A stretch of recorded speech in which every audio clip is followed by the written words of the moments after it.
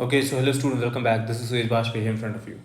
So this is a series of complete study of electrostatic and electricity. ठीक है? So in this series we have completed the what is charge, ठीक है? How we can charge a body, ठीक है? And we have complete the concepts of Coulomb's law, ठीक है? Electrostatic force between the charges. We have talked about that, ठीक है? And what is the total force on a charge because of more than one charges, right? Means vectorial addition of the force. We have talked about electric fields, ठीक है? We have talked about the electric field because of a point charge kq by r square, and from positive charge electric field will be in the radially outward direction, and for negative charge it will be in the towards the charge particle, right? And then we have talked about how the charge particle will move in the electric field, right? What are the force on the charge particle? So positive charge will feel a force in the direction of the electric field, but the negative charge will feel a force in the opposite direction of the electric field. All right, and then we have seen one example based on the same concept, ठीक है? Now let me show you another case. So this is first case, right? When charge particle will move or can move in the direction of the electric field, right? Now this is the case, this is the next case, motion of charge particle in uniform electric field when the electric field is perpendicular to the velocity of the charge particle, right? Velocity of the charge particle. So or you can say in any other cases, right? So in uniform electric field the intensity E has same magnitude and direction everywhere. Okay, so due to constant force QE the charge particle moves with uniform acceleration. There is uniform acceleration, we all know that, right? Okay, so if initially velocity is 0 or parallel to the field, right? Velocity is 0 or parallel to the field, it moves in a straight line along the field with constant acceleration or retardation. Okay, this is the first case. Now in the second case, we have already discussed this first case when the charge particle velocity is 0 or parallel to the electric field. We have already seen one numerical based on that, right? Clear? Okay, so now the second case, if initial velocity is at angle with the field, the trajectory is parabola, let the initial velocity u be u at right angle to the electric field. Let's discuss this case, okay? So in this picture that you have seen, you are watching here, the electric field is here in this downward direction everywhere, okay? Clear? And the particle is entering in the electric field region with a velocity u perpendicular to the electric field, okay? So now what will happen? This positive charge particle will feel a force in the direction of electric field. This force is QE, ठीक है? Right, समझ गए ना सभी लोग? और इसकी velocity इस डायरेक्शन में. तो अगर हम बात करें, now this is kind of 2D motion. So how will deal this 2D motion? Will divide this into 1D motion, है ना? एक्स एक्सिस, ठीक है बच्चा लोग, एंड वाई एक्सिस, ठीक है? So x axis and Y axis, Y axis X axis, X axis Y axis, ठीक है? So now what are the velocity in x-axis? Initial velocity in x-axis is u, ux is simply u, right? What is the acceleration in x-axis? There is no acceleration. Hence the final velocity in x-axis will be u. The velocity in x-axis will not change in this case. Alright, but what about y-axis? What is the initial velocity in y-axis? uy is 0. What is the acceleration in y-axis? ay is what? Force upon mass. So q e by m, mass of the charge particle. Okay, clear? So now you can find Vy from first equation of motion. If you know time is common in both the axes, right? So that's how we have to deal with the 2D motion, okay, projectile motion kind of thing. All right, so I hope this thing is very much clear. So that's what we are doing here. All right, so that's what we are going to do here. Okay, so this 2D motion, okay, have been divided into two 1D motions. Clear? One is x-axis and the other one is y-axis. Okay, so in x-axis our initial velocity is u from which the particle is entering, ठीक है? In x-axis acceleration is 0 because there is no force in the x-axis in this case, ठीक है? So the final velocity vx will be u. Velocity is not changing, right? Because acceleration is 0. In y-axis the initial velocity uy is 0, right? Acceleration ax is what? Q E by m. Okay, final velocity we can find. We don't know the final velocity, right? Time is t. Okay, so we can write the equation of motions, ठीक है, for these things.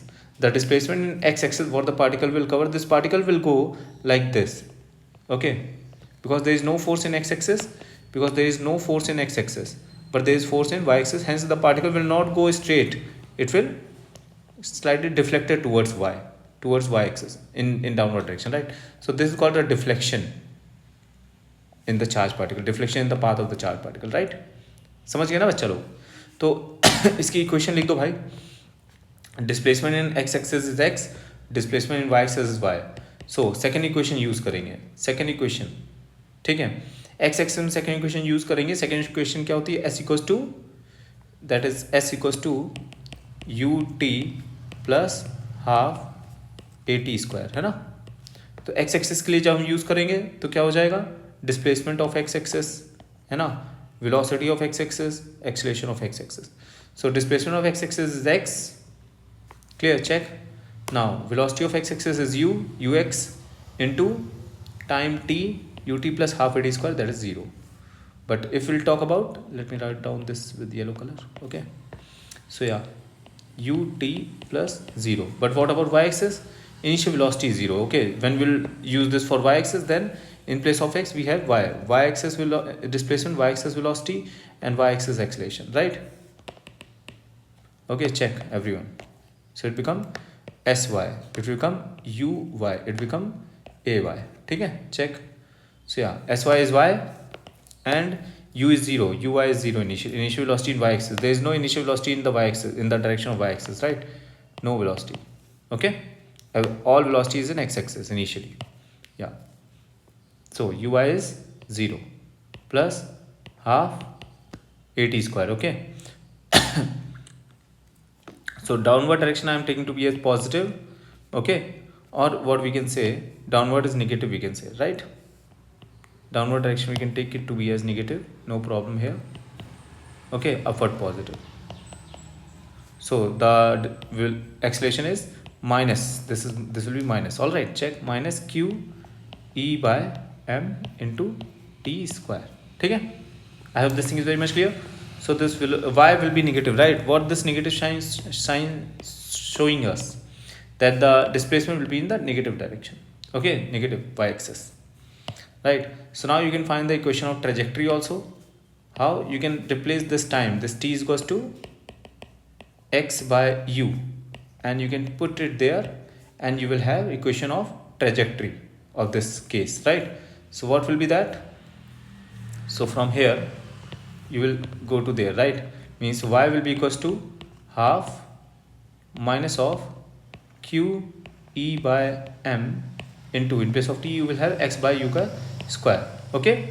So this minus sign showing us that the displacement y axis is in negative direction, right? So this is equation of trajectory. This is also the same, but in this equation they have taken negative direction to be as positive. I have taken negative direction to be as negative, all right. That's all, okay students. I hope this thing is very much clear to all of you. Now let us solve one basic question based on this concept also, okay. This is the question, all right. So here also you have already done this concept in projectile motion, okay, 2D, okay, in 11th class you have already covered, okay. If not, then just go to that and solve some of the basic questions like that from SC Verma book, okay, and you will get to know the idea what I am doing here, okay. Now the next question here, yeah. So an electric field, the electric field between the plates of a cathode ray oscillograph, don't worry, no need of these things, okay. The electric field is this is important, E, okay. The unit of electric field is force upon charge, right? So Newton per Coulomb.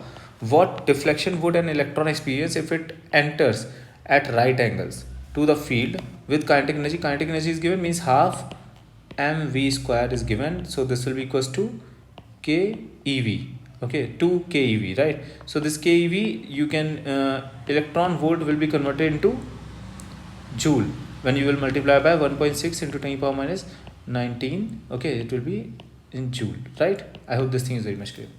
So that's all, ठीक है. So 2 kilo electron volt, okay, means 2 into 10 की power 3 electron volt. This will be equals to 2 into 10 to power 3 into 1.6 into 10 की power minus 19. This will be joule, right? I hope this thing is very much clear now. Okay, चलो भाई आगे बढ़ते हैं. सो इतनी energy चल रही है, तो यहाँ से आप इसको इक्वेट करके हाफ एम वी स्क्वायर से, okay, you can find the velocity, right? You can find the velocity. So V you can find here, okay. So 2, तो क्या है भाई, व्हाट डिफ्लेक्शन, इलेक्ट्रॉन है charge particle, okay. So again 2 into 10 की power 3 into 1.6 into 10 की power minus 19 divided by, okay, divided by m into 2 divided by m is 9 into 10 power minus 31, okay, kg under root. This will be your velocity. You can solve it, okay. So I hope you got the velocity. Now you have to find the length of, okay, the length of assembly is given 1.5, and you have to find what is the deflection would an electron experience. So let me picturize this for you. So here is your electric field region. This, suppose this is your electric field region, okay, just wait, okay, and the electric field here is in this direction, suppose, okay, yeah, electric field here suppose is in, wait,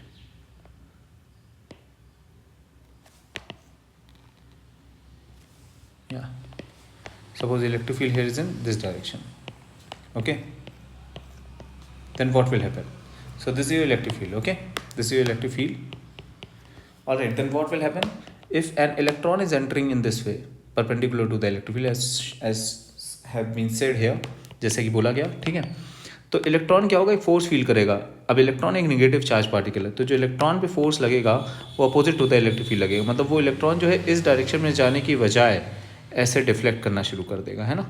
तो ये जो deflection है ये पूछा गया, what is this deflection, okay. I hope this thing very much clear. तो students आप इस मोशन को क्या करोगे भाई, अब इस मोशन को, ये 2D मोशन हो गया, हमको इस मोशन को 2 1D मोशन में डिवाइड कर देना है, ठीक है, ओके. हमको इस मोशन को 2 1D मोशंस में डिवाइड कर देना है. अब देखो भाई हम कैसे आगे बढ़ेंगे, ठीक है, इसमें. सो एक्स एक्सिस की velocity is this vx, right. Let me write down this to be as u, इसको हम u बोल देते हैं, ठीक है, u, okay. So x-axis initial velocity ux is u, given x-axis acceleration is what, 0, right. And what is the length of this column, what is the length of this region, it is given to be as 1.5 centimeter, means 1.5 into 10 power minus 2 meter, simple, right. Okay, now let us talk about y-axis. Okay, तो पहले तो देखते हैं भाई इस reason को पूरा पार करने में कितना टाइम लगेगा एक्स एक्सिस में, है ना. तो एक्स एक्सिस की जो डिस्प्लेसमेंट है एक्स, वो भी लिख दो भाई. आपको इस रीजन को पार करना है ना, तो एक्स एक्सिस की डिस्प्लेसमेंट क्या हो जाएगी, एक्स एक्सिस की डिस्प्लेसमेंट यही लेंथ हो जाएगी, दिस लेंथ, है ना. सो it is 1.5 into 10 power minus 2, है ना, मीटर, क्लियर. तो इसमें आप ये जो है ये पूरा पार कर जाओगे, है ना. मतलब ये इलेक्ट्रॉन जो है, ये इलेक्ट्रॉन पूरा इस तरीके से इस पूरे रीजन को यहाँ से यूं पार कर जाएगा, ठीक है. इसको जाना यूं चाहिए था, इसको जाना कैसे चाहिए था, चेक करो भाई. Actually it has to move like this, but because of the deflection it will go in this, is like this, right. It will go like this, check, ठीक है. तो ये हो जाएगा आपका डिफ्लेक्शन, है ना. This deflection is what you have to find. So speed, initial velocity in Y axis, U Y is 0, acceleration in Y axis A Y, it will be positive here in this case, right. Upper, ऊपर की तरफ होगा, है ना. कितना होगा, force E into E divided by mass of electron, ठीक है. चेक करेंगे, right. And deflection is what you have to find. तो डिफ्लेक्शन कैसे निकाल, मतलब डिस्प्लेसमेंट पर चाहिए हमें, वाई एक्सिस का डिस्प्लेसमेंट ही तो चाहिए, तो कैसे निकालेंगे. टाइम भी हमें नहीं पता है. तो सेकेंड इक्वेशन अगर यूज़ करें तो s y is equals to u y t plus half, मतलब वाई एक्सिस में हम सेकेंड इक्वेशन लगा रहे हैं, ठीक है. तो एस वाई क्या हो जाएगा, y, this will u y t is 0 plus half a y क्या हो जाएगा, गिवन है ई बाय एम. बस टी स्क्वायर की बात फंस रही है, नहीं तो फिर हमको तुरंत डिफ्लेक्शन अपना मिल जाता. टी कहाँ से मिलेगा, तो ये जितने टाइम ये डिफ्लेक्शन कवर करा जाएगा, समझो बात को, है ना. जितने टाइम में ये पार्टिकल यहाँ पहुँचेगा, मतलब वाई एक्सिस में डिफ्लेक्शन वाई कंप्लीट करेगा, उतने टाइम में तो ये डिस्प्लेसमेंट एक्स कंप्लीट करेगा, ठीक है। तो ये एक्स डिस्प्लेसमेंट यही तो होगा, चेक। तो यहाँ से आप टाइम निकाल सकते हो कि नहीं। तो सेम थिंग एक्स एक्सिस में आप सेकेंड इक्वेशन ऑफ मोशन लगाओ, ठीक है। Let's apply the second equation of motion in x axis. Okay, so it is what, s y is equals to what, just check everyone, s y is equals to u y t plus half a y t square. S y is x, displacement x, u y आपको velocity दी है u, time यहाँ से आ जाएगा, check. This time is equals to this x by you, simple, check everyone, right. और इस time को उठा के आप यहाँ रख दो and you will get your deflection in Y axis. I hope this thing is very much clear students, ठीक है। आई होप पूरी तरह से ये क्वेश्चन आपको क्लियर हो गया होगा, बहुत ही सिंपल सा है ना। हमने भैया जो एक्स एक्सिस का जो रूट इसने ट्रेवल किया इलेक्ट्रॉन ने, तो यहाँ से हमने सीधे टाइम निकाल दिया, ठीक। और इस टाइम को हमने वाई एक्सिस में यूज़ कर लिया, तो हमारा वाई एक्सिस का डिस्प्लेसमेंट आ गया, ठीक है। हमने दोनों जगह एक्स एक्सिस को अलग डील किया, वाई एक्सिस को अलग डील किया, टाइम दोनों में कॉमन होता है, ठीक है। टाइम दोनों में कॉमन होता है, हमने इससे टाइम निकाल के इधर रख दिया, बस, है ना। I hope this thing is very much clear everyone. So this is the solution also given here, you can also go through that. Now let us proceed towards our next topic, that is electric field lines, ठीक है। अब electric field lines के बारे में थोड़ा समझते हैं यहाँ पे हम, ठीक है। Okay, so what do you mean by electric field lines बच्चे, है ना। तो देखो electric field line of forces जो है, अभी हमने इलेक्ट्रिक फील्ड की बात करी, we have talked about electric field, है ना। तो हमने इलेक्ट्रिक फील्ड को फील किया कि होता क्या है ये। फिर हमने बात करी इंटेंसिटी ऑफ इलेक्ट्रिक फील्ड, है ना, कि मैग्नीट्यूड कितना है इलेक्ट्रिक फील्ड का, इंटेंसिटी ऑफ इलेक्ट्रिक फील्ड की हमने बात करी, है ना, कि E equals to f by q, force जो क्यू पे लगेगा डिवाइड बाय क्यू इटसेल्फ, ठीक है। तो यहाँ तक हमने बात करी। अब हम बात करने वाले हैं इलेक्ट्रिक फील्ड लाइन्स की। So electric field lines of force are imaginary lines that we draw to aid to help our visualisation of the properties of the electric field, है ना। तो ये एक इमेजिनरी लाइन्स होती हैं, ठीक है। और ये क्या बताती हैं, ये क्यों कैसे हेल्प करती हैं ये देखते हैं हम। तो ये कैसे हेल्प करती हैं, the tangent to these lines, अगर इन इलेक्ट्रिक फील्ड लाइन्स हम टेंजेंट मारें, tangent to these lines of force at any point represent the direction of the field intensity, ठीक है। फॉर एग्जाम्पल आपका पॉजिटिव चार्ज है ये, ठीक है। इस पॉजिटिव चार्ज की वजह से अगर आप देखोगे तो इलेक्ट्रिक फील्ड लाइन्स ऐसे बनाई जाती हैं, ठीक है। ये इलेक्ट्रिक फील्ड लाइन्स है इस पॉजिटिव चार्ज की। तो इलेक्ट्रिक फील्ड लाइन्स क्या बता रही हैं, ये इलेक्ट्रिक फील्ड लाइन्स आपको इलेक्ट्रिक फील्ड की डायरेक्शन बता रही हैं हर पॉइंट पे, है ना। Means tangent to these electric field lines will tell you the direction of the electric field at any point. समझ रहे हो बात को, ठीक है। मतलब आप ये इलेक्ट्रिक फील्ड लाइन्स आपको दी है, मतलब आप किसी पॉइंट पे इस पॉइंट पे टेंजेंट डालोगे तो वो ऐसे ही आएगा, ठीक है। तो मतलब ऐसे आएगा, मतलब ये आपकी डायरेक्शन हो गई इलेक्ट्रिक फील्ड की। मीन्स सिंपल सी बात है, means the tangent to these lines of force at any point represent the direction of the electric field intensity, ठीक है। तो जैसे कि ये पॉजिटिव चार्ज की इलेक्ट्रिक फील्ड लाइन्स हैं, ठीक है, ये नेगेटिव चार्ज की इलेक्ट्रिक फील्ड लाइन्स है। मतलब अगर आप टेंजेंट डालो तो आपको इलेक्ट्रिक फील्ड की डायरेक्शन मिल जाएगी, है ना। Clear. So let me tell you some properties of this field lines. The electric line of forces are continuous curve, ये कॉन्टीन्यूस होंगे, ठीक है।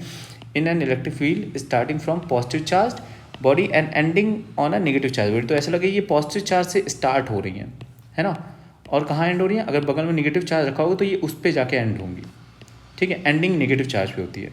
The second property is the tangent to the curve at any point gives the direction of the electric field intensity, ये हम बात कर चुके हैं। The line of forces never intersect, ये कभी इंटरसेक्ट नहीं करेंगी। सोचो क्यों। तो मान लो भैया अगर दो लाइन ऑफ फोर्स हैं, एक ऐसे आ रही है और एक ऐसे आ रही है, मतलब अगर इन्होंने इंटरसेक्ट कर दी तो इसका क्या मतलब है, मतलब ये इलेक्ट्रिक फील्ड लाइन्स आपको फोर्स की डायरेक्शन बताती हैं, है ना। फोर्स की डायरेक्शन बताती हैं कि इलेक्ट्रिक चार्ज को अगर आपने यहाँ पे रखा तो उस पर किस डायरेक्शन फोर्स लगेगा, वो इलेक्ट्रिक चार्ज किस डायरेक्शन में मूव करेगा, ये बताती हैं आपको इलेक्ट्रिक फील्ड लाइन्स, ठीक है। सो electric field lines will the tangent to the electric field line will tell you the direction of the force, or if you place a charge q, then in which direction will this charge move, है ना। this will tell by electric field lines, है ना। मतलब अगर आप इस point पे electric charge को रखते हो तो वो इस डायरेक्शन में जाएगा, अगर आप नेगेटिव चार्ज के पास रखते हो तो वो इसके पास आएगा, है ना। तो ये बताती है आपको इलेक्ट्रिक फील्ड लाइन। तो अगर ये सोचो इंटरसेक्ट हो गई तो इसका क्या मतलब है, मतलब इस पॉइंट पे ये चार्ज दो जगह थोड़ा ना मूव कर सकता है कि नहीं, बात सही। This charge particle the charge Q अगर यहाँ पे आप रखोगे इस पॉइंट पे, तो ये क्या दो जगह मूव कर, नहीं कभी नहीं मूव कर सकता है ना, ये तो एक ही चार्ज है। Hence these field lines will never intersect. Clear. The line of forces are always normal to the surface of conductor. ठीक है। अच्छा, अब कोई कंडक्टर है, तो कंडक्टर क्या होता है? Conductor is a material which have free electrons, clear, which can conduct electricity. ठीक है। तो कंडक्टर सरफेस है, मान लो ये स्फेरिकल कंडक्टर है, ठीक है, तो इलेक्ट्रिक फील्ड लाइन्स हमेशा इसकी सरफेस के परपेंडिकुलर ही होंगी। ठीक है, वाइल लीविंग द कंडक्टर और ending on it. I hope इतनी बात समझ में आ गई होगी। क्लियर। तो ये पॉइंट क्लियर, ये पॉइंट क्लियर, ये point clear. Electric field lines will never intersect, why? Because the charge particle can not move in one direction, right, in two directions. ठीक है, क्लियर। इस वजह से ही कभी इंटरसेक्टिंग नहीं होंगी। Now the fourth point, the line of forces are always normal to the surface of a conductor. अब बात करते हैं, ठीक है, कंडक्टर की। तो मान लो कि ये कंडक्टर है इस तरह से, मान लो ये कंडक्टर एलिमेंट मैंने लिया, ठीक है, इस तरह से, और इलेक्ट्रिक फील्ड लाइंस इस तरह से हैं। ठीक है, तो भैया इलेक्ट्रिक फील्ड लाइंस जो है वो कंडक्टर के हमेशा सरफेस के परपेंडिकुलर होंगी, हमेशा। ठीक है, कभी ऐसा हो ही नहीं सकता कि ये सरफेस कंडक्टर के सरफेस के परपेंडिकुलर ना हो। ठीक है, चाहे इससे निकल रही हो और चाहे इसमें आ रही हो, है ना, सरफेस के इसके परपेंडिकुलर होंगी। ये मैंने एकदम जिगजैग कंडक्टर लिया है। ठीक है, दिस इज योर कंडक्टर। ठीक है, क्लियर। और there will be no electric field lines. Electric field lines बाहर तो होंगी, there is electric field line, but inside conductor there is no electric field lines. Electric field line inside conductor is always equal to zero. ठीक है, the electric line of forces are always normal to the surface of a conductor while leaving the conductor और ending on it. ठीक है, तो ये बात समझ में आ गई, ये पॉइंट क्लियर। मैंने एक पॉइंट और यहाँ पर जोड़ा है, electric field, clear, is equal to zero inside conductor, inside conductor.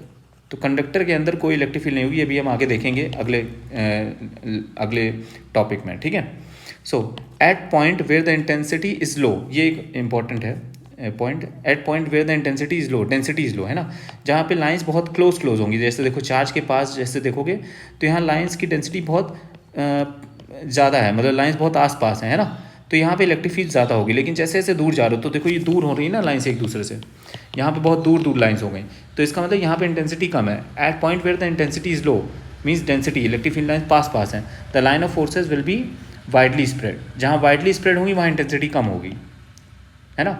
Where the intensity is high, जहाँ इलेक्ट्रिक फील्ड लाइंस की जहाँ इलेक्ट्रिक फील्ड इंटेंसिटी ज़्यादा होगी, मतलब ई ज़्यादा होगा, इलेक्ट्रिक फील्ड ज़्यादा होगी, the line of forces will be close back, बहुत पास पास आ जाएंगे। फॉर एग्जांपल अगर हम यहाँ देखें तो यहाँ पे इंटेंसिटी ज़्यादा होगी इलेक्ट्रिक फील्ड की, लेकिन यहाँ पे इलेक्ट्रिक फील्ड की इंटेंसिटी बहुत कम होगी, है ना।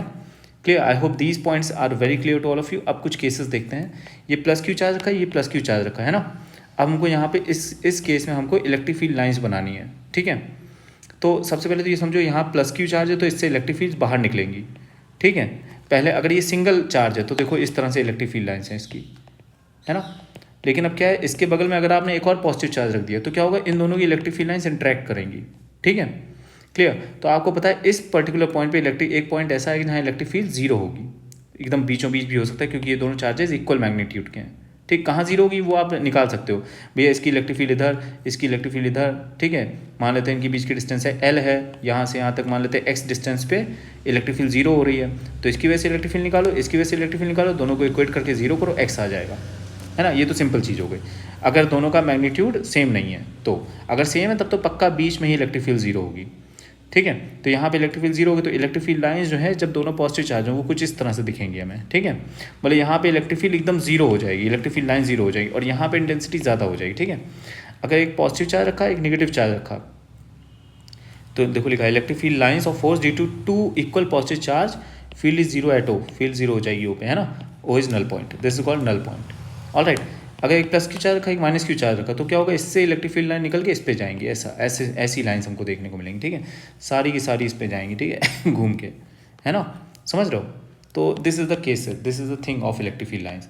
अब बात करते हैं कंडक्टर में क्या होगा, है ना। एक कंडक्टर है तो उसमें क्या होगा, कंडक्टर, इंसुलेटर, सेमी कंडक्टर में इलेक्ट्रिक फील्ड्स का क्या असर होता है। ठीक है, उसके साथ ये लेक्चर खत्म हो जाएगा भाई। तो इलेक्ट्रिक फील्ड लाइन्स, अब कंडक्टर होता क्या, what is a conductor. Okay, पहला क्वेश्चन ये है, व्हाट इज कंडक्टर, है ना। तो मैंने पहले भी आप लोग से ये डिस्कशन किया है, clear, what is conductor, already ये डिस्कशन हमारा हुआ है that conductor is a material which have free electron. ठीक है, हैव फ्री इलेक्ट्रॉन्स। तो क्या होगा सोचो। अब मान लो जैसे कि मैंने एक कंडक्टर यहाँ पे बनाया है इस तरीके से, ठीक है, ये एक कंडक्टर है, कंडक्टर मेटल से जनरली कंडक्टर्स होते हैं, ठीक है, तो इसमें फ्री इलेक्ट्रॉन्स है। अब इस कंडक्टर में मैंने बाहर साइड से एक इलेक्ट्रिक फील्ड अप्लाई कर दी, ठीक है, एक इलेक्ट्रिक फील्ड अप्लाई कर दी मान लो, सोचो, है ना, जस्ट थिंक, एक इलेक्ट्रिक फील्ड अप्लाई करी इस कंडक्टर में। तो मैंने क्या कहा, अभी मैंने अंदर बताया था, ऊपर एक पॉइंट लिखा था मैंने, that electric field inside conductor is always zero, ठीक है, तो उसको मैं एक्सप्लेन कर रहा हूँ यहाँ क्या होगा अब यहाँ पे इस केस में, ठीक है। तो अब इस केस में क्या होगा बच्चों कि जैसे ही आपने इलेक्ट्रिक फील्ड ई अप्लाई करी तो क्या है, इलेक्ट्रिक फील्ड जैसे ही इसके अंदर जाएगी तो क्या होगा, यहाँ पे फ्री इलेक्ट्रॉन्स हैं, यहाँ पे फ्री इलेक्ट्रॉन्स हैं, ये इलेक्ट्रॉन्स कहाँ मूव करते हैं, opposite to the electric field, तो वो इलेक्ट्रॉन्स इस साइड मूव करने लगेंगे। सोचो जरा, तो इधर एक नेगेटिव चार्ज आने लगेगा, ठीक है, नेगेटिव चार्ज जनरेट हो जाएगा इस सरफेस पे, और इस सरफेस पे पॉजिटिव चार्ज जनरेट हो जाएगा। सोचो, थिंक, राइट, जिसकी वजह से क्या होगा, और जिसकी वजह से क्या होगा, यहाँ पे एक कंडक्टर के अंदर भी एक इलेक्ट्रिक फील्ड जनरेट हो जाएगी, क्लियर, जो कि पॉजिटिव से नेगेटिव की तरफ होगी। सोचो, ठीक है ना, थोड़े समय बाद ये इलेक्ट्रॉन की डेंसिटी बढ़ती जाएगी, ये यहाँ पॉजिटिव चार्ज की डेंसिटी बढ़ती जाएगी, तो ये जो इलेक्ट्रिक फील्ड है इनसाइड, ये क्या होगी, इंक्रीज होती जाएगी, ठीक है ना। तो कुछ समय बाद क्या होगा, ये इलेक्ट्रिक फील्ड इनसाइड वाली इलेक्ट्रिक फील्ड बाहर वाली इलेक्ट्रिक फील्ड की जस्ट बराबर हो जाएगी, ठीक है, फिर उसके बाद यहाँ पे जो इलेक्ट्रॉन्स हैं उनका मोशन बंद हो जाएगा, ठीक है। So after some time a steady state will reach at steady state, steady state means after some time, अब जब कोई चेंजमेंट नहीं होगा, स्टेडी हो गया, सब रुक गया, है ना, स्टेडी स्टेट विल रीच। तो स्टेडी स्टेट पे क्या होगा, चीज़ें जो है टाइम के साथ चेंज नहीं होंगी, है ना, तब पिक्चर कैसी दिखेगी, तब पिक्चर कैसे दिखेगी, मीन्स तब जो है ये आपकी जो बाहर वाली इलेक्ट्रिक फील्ड लाइंस हैं वो ऐसे आएंगी, ठीक है, चेक करो, क्लियर, जो बाहर से निकल रहा है वो तो बाहर से ही निकल जाएगा, ठीक है, क्लियर, और अंदर कोई फिर से यहाँ से इमर्ज हो जाएंगे electric fields, same number same, ठीक है, क्लियर, चेक करो, ठीक है। स्टेडी स्टेट पे क्या हुआ, अभी यहाँ पे क्या हुआ भाई, ये जो एक्सटर्नल इलेक्ट्रिक फील्ड है, तो जो इनसाइड वाली यहाँ पे एक इनसाइड इलेक्ट्रिक फील्ड जनरेट होगी इस डायरेक्शन में, ठीक है, ई इनसाइड, ठीक है। तो अब क्या हुआ, यहाँ पे स्टेडी स्टेट में ई एक्सटर्नल जो है वो इनसाइड इलेक्ट्रिक फील्ड के बराबर हो जाएगी, इनसाइड वाली इलेक्ट्रिक फील्ड इस डायरेक्शन में है और एक्सटर्नल इलेक्ट्रिक फील्ड इस डायरेक्शन, तो एक दूसरे को कैंसिल आउट कर देंगे, hence there is no electric field E, there is no electric field inside conductor, E is equals to zero, ठीक है, no electric field inside conductor, E net, net electric field inside conductor zero हो गया, ठीक है, समझ गए बात को, है ना। तो कभी भी कंडक्टर में कोई भी इलेक्ट्रिक फील्ड इनसाइड होती ही नहीं है, ठीक है। तो कभी भी मैं इसका एक एग्जांपल आपको और देता हूँ, एक और अंडरस्टैंडिंग देता हूँ। जैसे मान लो आप कोई कार के अंदर बैठे हो, यहाँ पे कार के अंदर बैठे हो आप, ठीक है, और एकदम से अगर मान लो बिजली गिरती है, थंडरिंग होती है, तो थंडरिंग मीन्स चार्ज पार्टिकल्स आ रहे हैं, इलेक्ट्रिक फील्ड आ रही है, ठीक है, तो आप सेव हो जाओगे अंदर, पता है, कार के अंदर, मतलब क्योंकि कार जो है वो मेटल की बनी हुई है, and this is a conductor, means there will no electric field inside, there is no electric field inside the car, right. I hope this thing is very much clear, why, because car is a conductor, ठीक है, तो conductor के अंदर कोई electric field नहीं होती है। I think this is thing is very much clear. Now let us talk about the electric field inside conductor की हमने बात कर ली। इंसुलेटर में क्या होता है, तो इंसुलेटर में क्या होता है, फ्री इलेक्ट्रॉन्स नहीं होते हैं, तो इनसाइड इलेक्ट्रिक फील्ड जो है वो हम आगे भी इसका डिस्कशन करेंगे, कम तो होती है लेकिन जीरो नहीं होती है, clear. In insulator, for insulator the inside electric field the in E net, इस इंसुलेटर के देखो ई नेट क्या होता है, मतलब inside electric field is zero in conductor, clear, but in insulator E net जो है is less than E external but not zero, okay, not equal to zero, zero नहीं होती, ठीक है, यही सेमीकंडक्टर का भी हाल होता है। I hope this thing is very much clear to all of you, ठीक है भाई, समझो बात को, ठीक है, clear, all right. So in the next lecture will discuss about electric dipole concepts, ठीक है। I hope this thing is very much clear till now here. इस लेक्चर में हमने बात करी भाई force on a charge particle की, ठीक है, उसके बाद हमने बात करी इलेक्ट्रिक फील्ड लाइंस की, और उसके साथ ये लेक्चर खत्म होता है, electric field lines inside conductor हमने डिस्कस किया, and that's all about it. Thank you students, thank you.